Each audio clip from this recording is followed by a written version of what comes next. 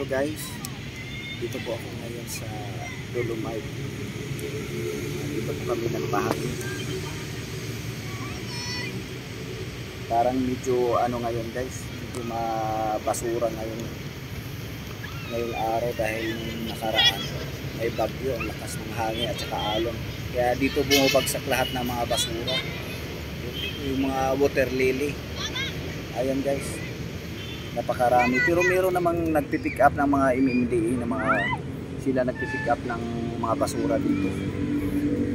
Tingnan nyo guys, pero sa ngayon hindi pa masyado mga tao ngayon guys, dahil siguro mga busy pa, mga mamayang hapon siguro guys.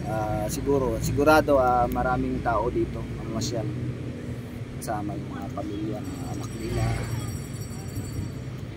Yun guys, tingnan nyo guys. So, buti na lang ngayon guys, hindi masyadong medyo mainit, maulat ngayon.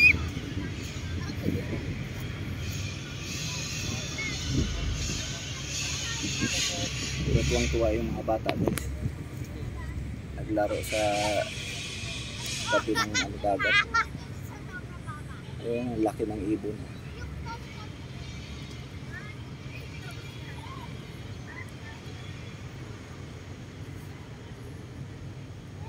Noon guys, hindi mo makita yung isda dito na pagtingnan mo kasi sobrang itim ng dagat dito. Ngayon kitang-kita mo na yung isda ngayon. Tingnan mo dito sa Dalampasigan, sa tabi ng dagat, makita mo yung isda. Napakarami ng isda, naglangoy-langoy dito guys. Tsaka noon punong-puno talaga sa basura noon talaga dito dati. Hindi mo makita ng dagat. Alam mo, tambak ng basura dito talaga, no.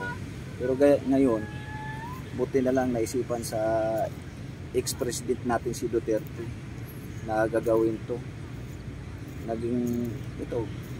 Ginawa na, naging Dolomite. Tinabakan ng mga buhangin.